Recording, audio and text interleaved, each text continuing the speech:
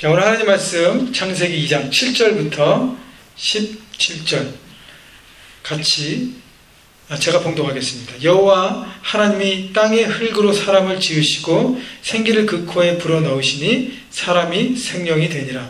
여호와 하나님이 동방의 에덴의 동산을 창설하시고 그 지으신 사람을 거기에 두시니라. 여호와 하나님이 그 땅에서 보기에 아름답고 먹기에 좋은 나무가 나게 하시니 동산 가운데에는 생명나무와 선악을 알게 하는 나무도 있더라.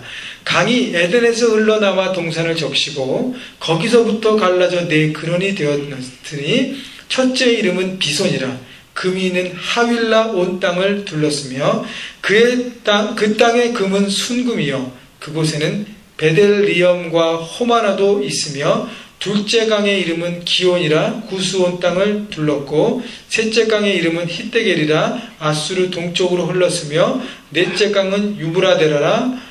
여호와 하나님이 그 사람을 이끌어 에덴 동산에 두어 그것을 경작하며 지키게 하시고 여호와 하나님이 그 사람에게 명하여 이르시되 동산 각종 나무의 열매는 내가 임의로 먹되 선악을 알게 하는 나무의 열매는 먹지 말라. 내가 먹는 날에는 반드시 죽으리라 하시니라. 아멘. 2013년 새해가 시작됐습니다. 송구영신 예배 때 드린 말씀, 하나님께 주신 말씀 기억하시죠? 우리를 향한 하나님의 계획하심과 인도하심이 그것이 재앙이 아니고 미래이고 희망이라고 얘기했습니다. 그래서 그것이 바로 미래이고 희망임을 믿고 살아가는 희망 로드의 삶을 달려가자고 했습니다. 여러분 지금 며칠 안 됐는데 힘차게 달려가고 계시죠? 자, 그런데 새해가 시작된 지 얼마 안 됐는데도 벌써 소망을 잃어버리고 나는 안 돼, 나는 되는 일이 없어, 참 안 풀려, 좌절감에 빠져 낙담하는 사람들이 있습니다. 또 어떤 사람들은요, 목사님 제가 너무 가진 게 없잖아요. 제가 다른 사람보다 건강합니까? 체력이 좋습니까? 외모가 뛰어납니까? 거울 보면 절망입니다. 공부를 많이 했습니까? 머리가 그렇다고 똑똑합니까? 돈이 있습니까? 재산이 있습니까? 뭐 직장이 번듯하나요? 뭐 하나 냈을 것이 없습니다 하면서 낭망하는 사람들이 있습니다. 여러분 이런 자신에 대한 강한 부정적인 시각은요 결국 자신을 무너뜨립니다. 그래서 절망의 늪에 빠지게 합니다. 그런데요 성경은 이런 우리에게 다르게 말하고 있습니다. 오늘 우리가 창세기 2장 7절부터 읽었는데 그 앞에 1장 27절 28절 상반절에 보면 하나님이 자기 형상 곧 하나님의 형상대로 사람을 창조하시되 남자와 여자를 창조하시고 하나님이 그들에게 복 주시며 라고 했습니다. 하나님께서 자신의 모양과 형상대로 사람을 만드신 다음에 가장 먼저 뭘 했다고요? 사람에게 복 주셨다 그랬습니다. 다시 얘기하면요 우리 모두는 하나님의 축복을 받은 존재, 이미 받은 존재예요.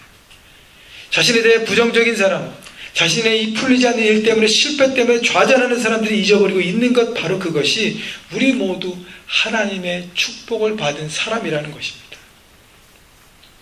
우리는 내 자신의 기준과 잣대로만 또 세상의 기준으로 생각하는 것에 벗어나야 합니다.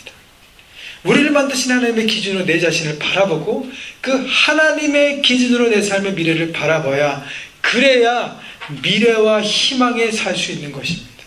여러분 우리 모두는 하나님의 축복을 받은 존재입니다. 여러분 잊지 마십시오.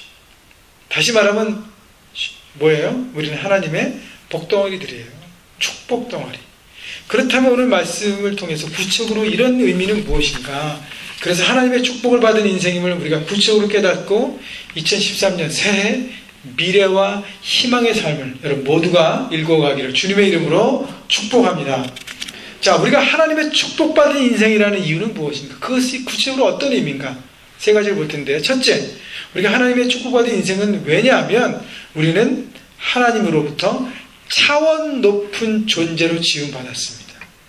높은 수준으로 차원 높은 존재로 우리 모두는 지음받았습니다. 7절 오늘 본문 차례대로 보겠습니다. 7절 여호와 하나님이 땅에 흙으로 사람을 지으시고 생기를 그 코에 불어넣으시니 사람이 생명이 되니라. 하나님은 사람을 흙으로 지으시고 그 코에 뭘 불어넣었다고요? 생기를 불어넣었다 그랬습니다. 여러분 창세기 1장의 창조의 사건들을 보면 하나님께서 말씀으로 다 창조하셨어요. 그런데 사람은 하나님께서 흙으로 만드셨어요. 물론 창세기 2장 19절에 의하면 다른 동물들, 새들도 흙으로 만들었습니다. 그런데 흙으로 만든 사람에게만 유독 그 코에 뭘 불어넣었어요? 생기를 불어넣으셔서 우리가 생명, 리빙 빙이 됐다고 얘기하고 있습니다. 여러분, 하나님의 생기, 즉 생명의 호흡을 받은 사람이 생명이 되었다는 것은 한마디로 쉽게 표현하면 우리 모두 영적인 존재로 지음받았다는 거예요. 우리 안에 스피릿이 있다는 거예요. 영이 존재한다는 거예요. 동물과 다른 짐승 안에는 영이 없습니다. 사람에게만 영이 있다는 것이. 하나님이 차원 높은 존재로 지음받았다는 얘기는 영적인 존재로 우리 모두는 지음받았어요. 그렇기 때문에 어떻게 해요? 우리는 영적인 삶을 살아야 하는 것입니다. 내가 영적인 존재, 차원 높은 수준으로 지음받았는데 나는 육적인 삶만을 추구한다. 그건 하나님이 지으신 목적에 따라 살고 있는 것이 아니라는 것입니다. 만약 생기를 가지는 인간이 자신의 육적인 욕구만 만족시키고 자신의 욕심만을 채우는 삶을 산다면 짐승과 같다는 거예요. 차원 낮은 삶을 살고 있습니다. 여러분, 세상은요 점점 육적으로 변하고 있습니다. 보이는 것을 가꾸기 위해서만 투자하고 있습니다. 그래서 여러분 신조어들 보면 다 외모와 겉에 보이는 것에만 관련되어 있는 거예요. 뭐 얼짱이니 몸짱이니 뭐 내가 어떤 옷을 입었니, 어떤 액세서리를 들었니, 신발 뭐니, 어떤 차를 타니, 어떤 집에 사니. 물론 기본적인 것은 다 필요합니다. 그러나 이것에만 내 삶의 포커스, 내 삶의 목적이 좀 더 좋은 육적인 것을 채우기 위해서, 남들에게 자랑하기 위해서 이렇게만 계속 살아간다면 결국 우리는 짐승처럼 산다는 것입니다. 차원 높은 존재의 삶을 회복해야 되는 것이. 나는 영적으로 성장하고 있는가? 내 삶의 영이라는 존재에 대해서 내가 기억하고 바라보고 그것을 성장하고 살찌우고 풍요롭게 하기 위해서 과연 난 뭘 하고 있는가를 돌아봐야 하는 것이죠. 그렇게 하기 위해서 우리는 하나님과의 바른 관계를 가져야 합니다. 삶의 우선순위에 하나님이 있어야 된다는 거예요. 그렇게 해서 첫 번째 점검할 것이 나의 예배예요. 나는 주일 예배를 통해서 하나님을 경험하고 있는 거예요. 그냥 이 자리에 그냥 하나님 제가 왔잖아요. 얼굴 도장만 찍고 가는가? 아니면 이 예배를 통해서 살아있는 하나님과의 만남을 경험하고 있는 거예요. 그리고 하나님 말씀을 내가 듣고 있는 거예요. 여러분 말씀을 다 듣고 있는 것 같지만 여기 모인 100%의 사람들이 하나님의 말씀 듣지 않습니다. 왜냐하면 자기 생각, 자기 마음, 또 잡생각, 잡담 여러 가지 때문에 말씀이 막혀 있어요. 여러분 주일날 와서 말씀이 들리지 않고 깨닫지 않으면 여러분 헛시간, 헛에너지를 보내고 하는 것입니다. 여러분의 영은 그냥 죽어 있어요. 똑같이. 주일날 선포되는 말씀을 통해서 내 영혼이 자꾸 깨어나야 돼요. 생각이 변화해야 돼요. 그래서 내 삶이 변화돼야 돼요. 말씀이 내 삶 가운데 역사하고 움직이고 그렇게 살아가야 돼요. 그래야 우리의 삶이 육적인 존재에 머무는 것이 아니라 수준 높은 하나님이 지으신 목적에 따라 영적인 존재로 변화되어 가는 것입니다. 여러분 그래서 하나님의 수준으로 살아가는 삶을 애쓰십시오. 2013년. 그동안 했던 건 하나님이 다 카운트 안 하실 수 있어요. 지금부터가 더 중요합니다. 그동안 혹시 육적인 것에 묶여 있었을지라도 이제는 그것을 내려버리고 하나님 앞에 영적인 부분들을 더 살찌우기 위한, 성장하기 위한 하나님의 수준으로 살고 싶다는 갈망함이 있어서 내가 원해서 그렇게 매일매일 조금 말씀과 하나님의 영이 내 삶 가운데 조금씩 차가서 여러분 시간이 지났을 때, 1년이 지나갔을 때 내가 영적으로 더 풍성해지는, 비록 내가 조금 다른 사람의 세상의 기준으로 적게 가져도 하나님 안의 풍성함 때문에 정말 행복을 누리는 여러분 모두가 되기를 주님의 이름으로 축원합니다. 여러분 영적인 존재, 다른 동물보다 차원 높은 존재라는 것을 알려주는 것이 아까 읽었던 창세기 1장 27절 하나님이 자기 형상 곧 하나님의 형상대로 사람을 창조했다는 것입니다. 사람만 유일하게 하나님께서 하나님의 모양, 이미지대로 사람을 만드셨어요. 그래서 아버지 하나님을 닮은 우리를 보고 하나님이 어떻게 해요? 너무 귀하게 여기는 거예요. 우리는 그래서 하나님의 작품이라고 얘기합니다. 하나님의 자녀라는 최고의 가치를 가진 존재들입니다. 에베소서 2장 10절에 보면 바울이 이것을 이렇게 표현했어요. 우리는 그의 만드신 바라. 하나님의 만드신 바라. 여기서 만드시라는 단어는 헬라 원어의 포에마라고 해서 영어로 폼, 시라는 단어에서 파생된 단어입니다. 다시 말하면요, 하나님이 우리를 시처럼 아름답게 오묘하게 각자 독특하게 지으셨다는 거예요. 하나님께 우리를 모두 독창성 있게 독특하게 지으신, 그래서 상품이 아니고 작품이라고 얘기합니다. 여러분, 상품과 작품의 차이는 뭐죠? 상품은요, 한 가지 모델을 만들고 여러 개를 찍어냅니다. 그리고 상대적인 가치만이 주어집니다. 여러분, 새로운 상품이 나오면 그전 상품은 그냥 used one이 돼서 가치가 없어집니다. 또 새로운 게 계속 나오잖아요. 자, 그리고 비교하기 때문에 여러분, 아이폰 5가 좋습니까? 갤럭시 S3가 좋습니까? 뭐가 좋아요? 내가 쓰고 있는 게 좋은 거죠. 비교하잖아요. 그게 상품이에요. 작품은 뭐냐면 절대적인 가치가 주어지고 비교할 수 없어요. 작품마다 독특성이 있기 때문에. 여러분, 미켈란젤로의 조각이 더 가치가 있습니까? 아니면 고흐의 그림이 더 가치 있습니까? 아무것도 모르겠어요? 네. 둘 다 가치가 있어요. 왜냐하면 절대적인 가치가 있어요. 이것이 좋고 이것이 틀렸다는 건 개인적인 취향이지 모두에게 더 절대적인 가치가 있습니다. 여러분, 그렇기 때문에 비교할 수 없는 것이 바로 우리의 창조예요.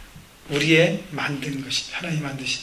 그렇기 때문에 세상의 기준에 따라 세상이 이렇게 기준이 바뀐다고 해서 여러분 흔들리지 마십시오. 하나님의 기준에는 여러분 모두 하나님의 작품이에요. 그냥 작품이 아니라 한 글자 더 붙이면 걸작품이에요. 하나님이 여러분을 만드시고 뭐라 그러셨어요? 보시기에 참 좋았다고 그랬어요. 근데 세상이 아니라고 해서 흔들리면 되겠어요? 하나님 보시기 좋았다는데. 여러분, 모든 것의 판단 기준은 누구한테 있어요? 만드신 그분한테 있죠. 만들지 않은 다른 사람이 뭐 이거는 저런데 그런 소리 들을 필요가 없는 거예요. 하나님 보시기에 아름답다면 아름다운 것입니다. 미의 가치는 자꾸 변화되고 있어요. 여러분, 그렇기 때문에 내가 하나님 앞에 절대 가치가 있기 때문에 어떻게 해야 돼요? 내가 내 자신을 먼저 사랑해야 돼요. 거울 보면서 나는 왜 요즘 저도 거울을 보면서 매일 보잖아요. 거울 안 보신 분 없죠? 매일 이렇게 조금씩 이렇게 주름이 늘어가고 흰머리가 생겨가는 저를 봅니다. 근데 하나님 이거를 기뻐할 수 있도록, 이것을 인조할 수 있도록 인도해 주세요. 라는 말을 할 때가 저도 된 것 같아요. 조금씩. 여러분, 그 하나님 앞에서 지어진 나를 보고 나를 먼저 사랑해야 돼요. 나를 자랑스럽게 여겨야 합니다. 그래야 뭐예요? 거기서 희망과 미래가 이제는 뿜어져 나오는 거예요. 아, 나는 안 돼. 아, 나는 뭐 아무것도 안 돼.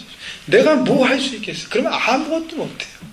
나 자신을 바라보고, 아, 하나님 너무 이렇게 존귀하게, 너무 독특하게 만들어서 때로는 힘들지만 너무 이렇게 만드셔서 감사합니다. 그때에 하나님의 희망과 미래가 내 삶 가운데 보여주기 시작하는 거예요.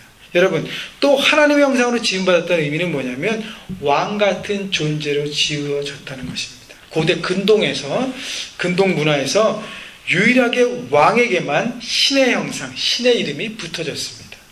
다시 얘기하면 하나님의 형상으로 지어졌다는 말은 신의 형상으로 지어졌다는 것은 우리 모두가 하나님의 왕 같은 존재라는 것입니다. 우리 모두 왕 같은 존재로 지음받은 거예요. 그러면 어떤 사람도 다른 사람 밑에 들어갈 수 없는 것입니다. 존엄성을 말하고 있는 것이죠. 우리나라 옛말에 사람 위에 사람 없고 사람 밑에 사람 없다는 말이 있습니다. 누구 밑에 들어가면 왕이 아니잖아요. 모든 인간은 어떤 사람 밑에 들어갈 수 없어요. 노예라는 제도는 타락한 질서에서 나온 제도입니다.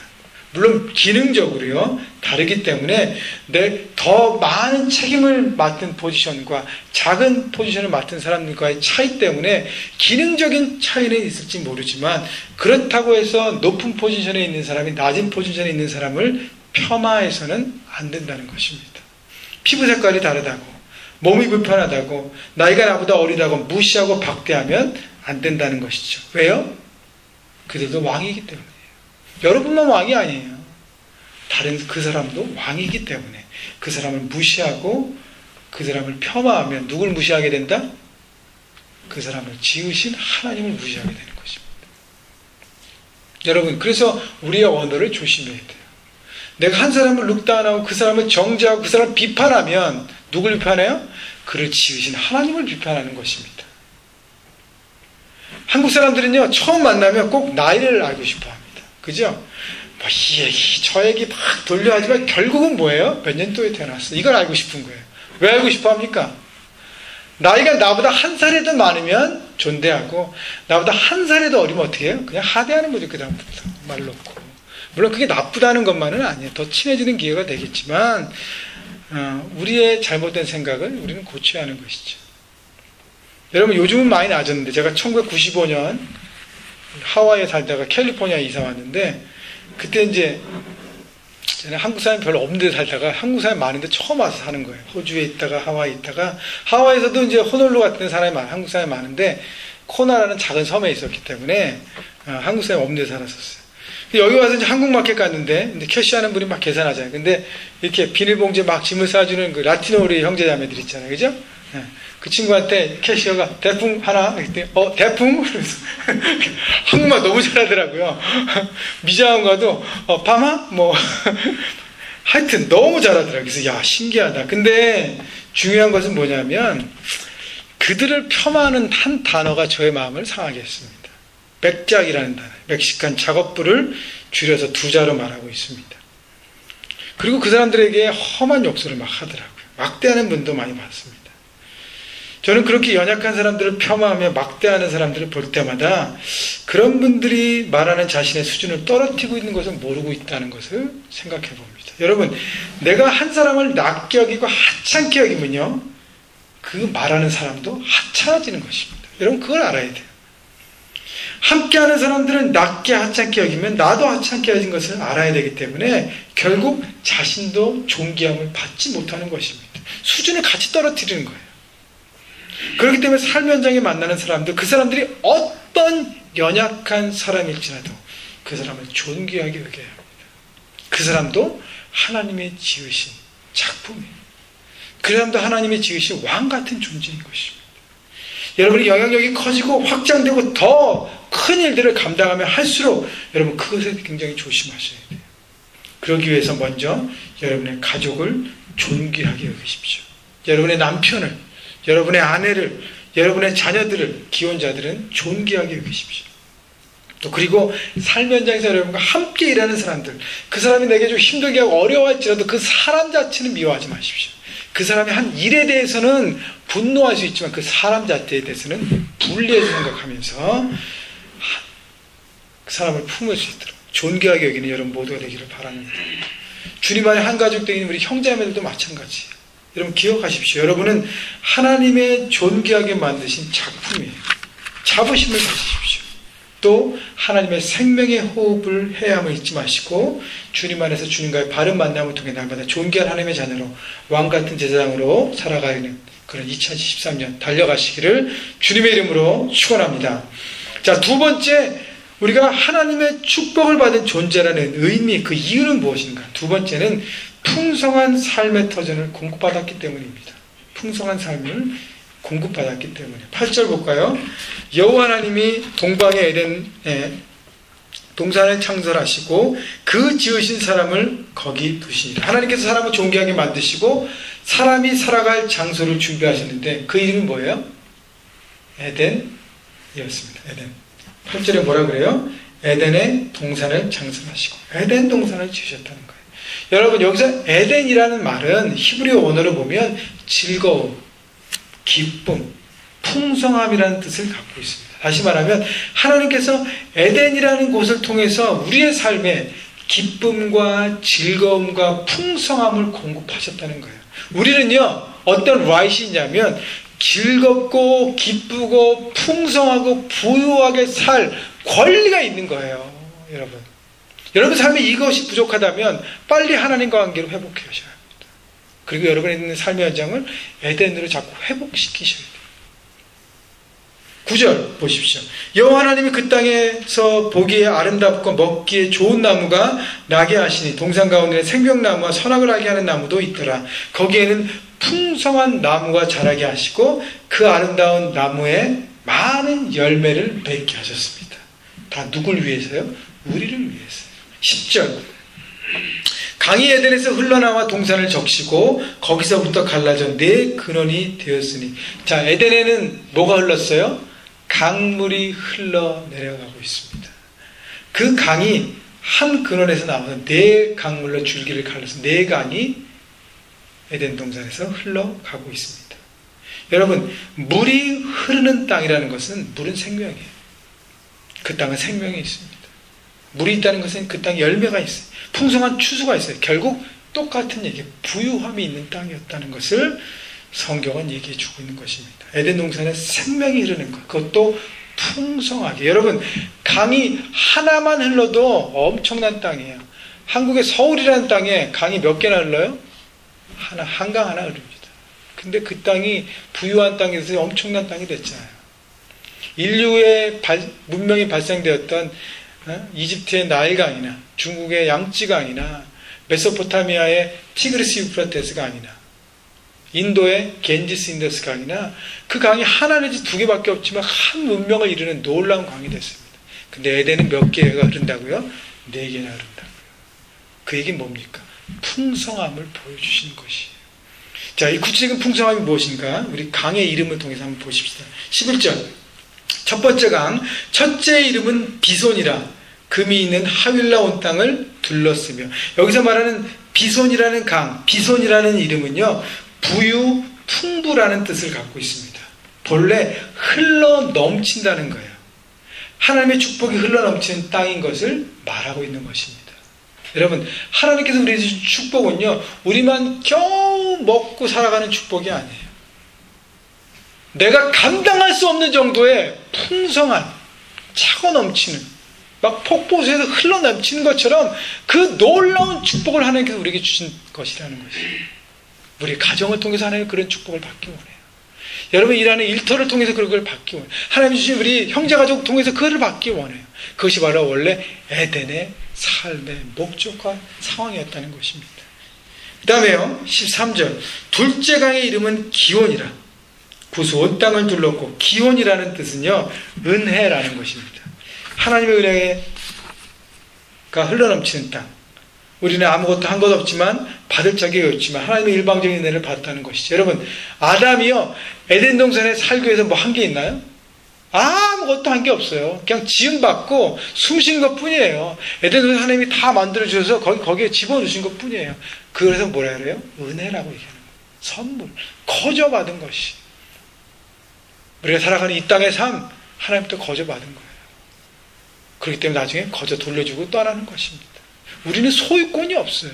자꾸 소유하려고 하니까 내 삶에 어렵게 되는 거예요. 나는 왜 이걸 못 가졌지? 왜 저걸 못 가졌지? 소유의 의식을 자꾸 내려놓으십시오. 우리는 관리자입니다. 자, 그 다음에 세 번째 강, 14절. 셋째 강의 이름은 히데겔이라. 히데겔이라는 뜻은요, 결실, 열매라는 뜻입니다. 하나님이 축복하셔서 많은 열매를 맺는 땅이 바로 에덴 땅입니다. 풍성한 열매가 넘쳐 흐르는 땅. 그 다음에 14절 마지막 하반절 보면 넷째 강은 유브라데라. 유브라데는요, 능력, 파워라는 뜻입니다. 하나님의 능력, 그 파워가 넘쳐 흐르는 땅. 그래서 하나님의 능력 가운데 그 모든 역사들이, 사람들이 생각할 수 없는 그 기준을 뛰어넘는 역사들이 그 땅에서 이루어진다는 것입니다. 여러분, 하나님께서 주신 에덴은 축복이 흘러넘치고 은혜와 열매와 그리고 능력이 넘쳐 흐르는 풍성한 땅이었다는 것입니다. 다시 말하면 하나님의 공급하심의 특징은 풍성함이에요. 그리고 우리는 하나님의 그 스케일, 방대한 스케일의 풍성함을 받은 존재들이에요. 그러므로 우리는 이런 풍성한 의식, 풍부의식을 가지고 살아야 합니다. 근데 많은 사람들이 그렇지 않아요. 제가 고등부 시절에 제가 이제 산 쪽으로 수련회 갔는데 선생님이 저희 이렇게 데리고 가서 산의 아름다운 나무를 보면서 이러더라고요. 야, 얘들아 한번 봐라. 우리 아버지가 만든 거야. 너무 나무들이 아름답지 않니? 산을 보면서, 야, 저 산 너무 아름답다. 우리 아버지가 만든 거야. 얼마나 아름다운지 몰라. 처음에는 적응이 안 됐어, 제가. 아니, 이분이 좀 제정신인가? 약간 오버하시는 게 아닌가? 근데 시간이 지나면서 그 선생님의 삶에 대해서 알아가면서 그분이 왜 그런 고백을 하셨는지 깨닫기 시작했어요. 그 선생님은요, 당시 세상적으로 그리 훌륭한 직업을 가지시지도 않으셨습니다. 여자 선생님이셨는데 뛰어난 미모를 가지시지도 않으셨어요. 당시에 30세를 훌쩍 뛰어넘는 노처녀셨습니다. 그러나 그분의 얼굴에는 항상 미소가 넘쳤어요. 늘 감사하셨어요. 세상의 기준에는 그렇게 흠말만 것이 없었는데 그분은 늘 감사하시고 모든 것이 하나님의 공급하심을 바라보고 행복해 하셨습니다.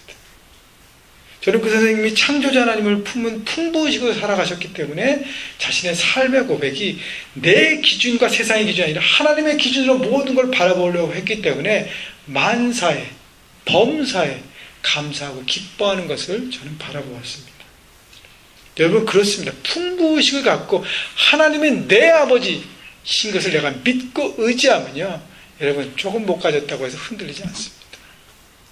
하나님 앞에 모든 것이 있기 때문에 그런 풍부의식을 가져야 된다는 것입니다. 또 하나, 하나님의 풍성함을 지속적으로 누리기 위해서는요, 흘러보내야 합니다.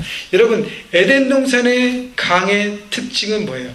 강이 10절에 보니까 에덴에서 흘러나와 동산을 적시고 거기서부터 갈라져 네 근원이 되어서 흘러내려간다는 것입니다. 강물의 특징은 뭐냐면 흘러내려갑니다. 흐르지 않으면 강이 아니에요. 뭐라 그래요? 연못이나 호수라고 부릅니다. 호수, 곧 고인물은요, 썩게 돼 있습니다. 하나님 주신 풍성함으로 나 혼자만 누린다면 곧 썩어져 버리게 된다는 것입니다. 우리가 받은 풍성함을 어떤 식으로든 나누어야 하고요, 흘러보내야 합니다. 여러분, 하나님의 축복은요, 역설적이에요. 부메랑과 같습니다. 우리가 흘러보낸 것을 어떻게 해요? 나중에 다시 받게 돼 있어요. 그래서 예수님 마태복음 7장 12절에 그러므로 무엇이든지 남에게 대접을 받고자 하는 대로 너희도 남을 대접하라. 이것이 율법이요 선지자니라. 여러분, 사랑이 필요합니까? 먼저 사랑을 베푸십시오. 존경받고 싶습니까? 그럼 먼저 다른 사람을 존경하십시오. 인정받고 싶습니까? 그럼 다른 사람을 칭찬하고 인정하십시오. 형제님들이요, 여러분 왕처럼 살고 싶습니까? 그러면 아내를 왕비처럼 모시십시오. 섬겨주십시오. 자매님들이요, 왕비처럼 고귀하게 살고 싶습니까? 남편들을 왕처럼 고귀하게 대해주십시오. 왕비처럼 대우받게 될 것입니다. 직장에서도 마찬가지예요. 직원들을 가족처럼 사랑하고 섬겨주십시오. 그러면 그들도 자기 일처럼 직장에 충성할 것입니다. 그렇습니다. 우리에게 이미 주신 풍성한 하나님의 은혜를 깨닫고 그 풍성함을 누리고 나누는 삶을 살아야 합니다. 여러분 삶에 사랑과 축복의 종착역이 되지 않기를 여러분 바라요. 늘 얘기하지만요, 흘려보내야 합니다. 보내야 새로운 것들이 내려올 수 있는 여지가 있어요. 내가 깔고 안고 있고 끼고 안고 있으면 더 이상 들어올 게 없어요. 여러분 보내십시오. 그래 새로운 것들이 계속적으로 흘러내려와서 생명이 흐르는 여러분의 삶이 될 것입니다. 한 가지 더 생각할 것은요, 하나님의 풍성함 누리지 못하는 이유 중에 하나는요, 자꾸만 내게 주신 것이 아니라 주시지 않는 것을 바라보기 때문입니다. 오늘 본문 16절 17절 보십시오. 여호와 하나님이 그 사람에게 명하여 이르시되 동산 각종 나무 열매는 내가 임의로 먹되 선악을 알게 하는 나무 열매는 먹지 말라. 내가 먹는 날에는 반드시 죽으리라 하시니라. 여러분, 하나님은요 16절 17절을 통해서 인간에게 주신 것과 주시지 않는 것을 구별하십니다. 에덴 동산의 모든 것을 인간에게 주셨어요. 그리고 딱 하나만 주시지 않으셨습니다. 인간을 덜 사랑해서가 아니라 인간이 자신의 위치를 잃어버릴까 봐 만드신 안전장치입니다. 하나님과 인간의 넘어설 수 없는 라인을 걸어놓으신 거예요. 하나님을 주인으로 주권을 인정하고 인간됨을 삶을 그것을 순종함을 통해서 보이라는 것이죠. 하나님의 사랑이셨습니다. 근데요, 우리는요, 하나님께서 100개 중에 한 가지 그 이유 때문에 안 주시고 99개를 주셨는데 우리는 99개를 바라보지 않고 없는 한 가지를 바라보고 나는 왜 그거 없지? 생각하기 때문에 누가 왔어요? 마귀가 찾아와서 아담과 하와를 흔들었습니다. 뭐 때문에 흔들었어요? 준 많은 것들을 띵킹하게 하지 않았어요. 뭘 포커스했어요? 주시지 않는 그 선악을 하게 하는 나무 하나를 집중으로 생각하게 했어요. 그렇기 때문에 아담과 하와가 흔들렸습니다. 여러분, 우리도 마찬가지예요. 하나님이 우리에게 주신 거 돌아보면요, 너무너무 많습니다. 너무너무 많아요. 근데 주시지 않는 그것 때문에 뾰루퉁해가지고 왜 난 안 주셨을까? 그때 악한 영이 쏙 찾아오는 거죠. 야, 너는 왜 그것도 없니? 다 있던데. 하나님 넌 사랑하지 않나 봐. 뭘 하나님 앞에 예배해? 그냥 네 멋대로 살아. 흔들리기 시작하는 거지. 여러분, 우리가 더 집중해야 될 것은 하나님께서 내게 이미 주신 것이, 생각해 보십시오. 주신 것이 너무 많습니다. 여러분의 삶의 현장, 여러분 자신을 돌아보시니 여러분이 이미 많은 것을 받았습니다. 생각하면 생각할수록 너무 많아요. 여러분이 잘해서가 아니라 거저 받은 것이 더 많습니다. 그러므로 받은 것을 받았다고 고백하고 감사하십시오. 그리고 그 모든 것을 공급하신 하나님께 나아가십시오. 그 하나님 풍성함을 품고 감사함으로 살아가십시오. 그리고 그 풍성함으로 여러분의 삶 현장에서 흘러내리도록, 내려버림을 통해서 풍성함을 누리고 더 풍성함을 누리시는 2013년 여러분의 삶이 되기를 주님의 이름으로 축복합니다. 마지막으로요, 세 번째는요, 하나님 우리를 축복하셨던 그 이유는 뭐냐면, 의미는 뭐냐면 존귀한 사명을 받았기 때문입니다. 15절 볼까요? 여호와 하나님이 그 사람을 이끌어 에덴 동산에 두어 그것을 경작하며 지키게 하시고, 자, 하나님은 인간에게 차원 높은 존재를 만드시고 그리고 풍성한 에덴을 허락하시고, 그 다음 마지막 뭘 주셨어요? 에덴 동산에서의 책임을 주셨어요. 그것이 바로 경작하고 지키는 동산지기의 사명을 주셨습니다. 여러분, 사명은요, 하나님께서 우리를 만드시고 이 땅에 태어나게 하신 목적입니다. 사명 없이 산다는 것은요, 너무 괴로운 일이에요. 집에서 차를 몰고 나왔는데 어디를 갈지를 모르고 일단 몰고 나온 거예요. 어디로 갈 거예요? 우왕좌왕 하면서 힘들면 안 가기도 하고. 여러분, 분명한 내 삶의 목적과 고를 안다면, 파이널 데스티네이션을 안다면, 내가 힘들어도, 돌아가더라도, 때로는 쉬었다 가더라도 결국은 그것을 향해서 목표를 향해 달려가는 모티베이션을 갖고 달려갑니다. 그것이 바로 사명입니다. 그래서 사명 없는 사람은 삶의 의미를 모르기 때문에 살아갈 이유를 몰라서 자꾸만 포기하고 좌절하고 넘어지고 거기서 끝납니다. 그러나 사명이 있는 사람은 삶의 고비가 오고 위기가 와도 견뎌갑니다. 왜요? 살아가야 될 분명한 이유가 있기 때문에 삶에 대한 자세가 다르기 때문입니다. 그러면 하나님께서 아담에게 동산을 관리한 사명을 주셨던 것처럼 여러분에게도 이 땅을 살아갈 사명을 주십니다. 아직 발견하지 못한 사람들은요, 여러분이 잘하고 좋아하는 그 영향력 있는 은사들을 생각하며 찾고 구하십시오. 하나님께서 우리에게 맡겨진 기본적인 사명이 있어요. 가정입니다. 학생이라면 공부, 직장이라면 일터가 사명입니다. 그곳이 어떻게 돼야 돼요? 에덴 동산으로 회복되게 만드셔야 될 의미가 나한테 있는 거예요. 에덴 동산으로 회복하게 만드는 것이 바로 우리의 표현대로 하면 그리스도의 계절을 꿈꾸고 실현하는 것입니다. 그것이 바로 에덴의 회복, 하나님 나라를 회복하는 것입니다. 여러분, 여러분이 있는 가정이 기쁨과 은혜와 생명과 능력이 흐르고 있습니까? 아니면 빨리 이것이 흐르도록 여러분이 애쓰시고 기도하시고 하나님의 은혜를 구하셔야 합니다. 여러분이 일하고 있는 곳에 기쁨과 즐거움과 능력과 생명이 흐르고 있습니까? 아니면 죽지 못해 하고 있습니까? 여러분, 그렇다면 하나님의 에덴으로 회복될 수 있도록 여러분이 날마다 여러분이 하나님 아의 능력의 통로가 되고 말씀을 통해서 충만케 되어서 여러분이 생명의 능력 넘치는 삶이 되어서 그것을 변화시키는 변화의 주체자가 되어야 한다는 것입니다.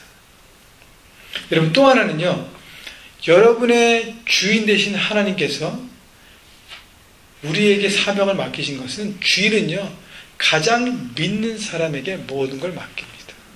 하나님이 아담에게 에덴 동산을 맡긴 것은 천지창조한 모든 것 중에서 가장 믿는 게 누구였어요? 아담이었다. 여러분이 하나님으로부터 받은 사명, 첫 번째 가정이라면 하나님이 여러분에게 맡기신 걸 믿으셨기 때문에, 여러분이 학업이라면 그 학업을 통해서 미래를 준비할 것을 믿으셨기 때문에 그 학업을 맡기신 거예요. 여러분이 일하는 그 일터, 하나님께 그 일터 중에서 하나님 나라를 꿈꾸고 이루게 할 것을 믿었기 때문에 맡겼다는 것입니다. 우리는 하나님의 믿음의 존재예요. 하나님을 실망시키는 인생이 아니라 하나님의 믿음에 믿음을 더하게 해주는 인생이 되십시다. 여러분, 믿는 자에게 구할 것은 뭐예요?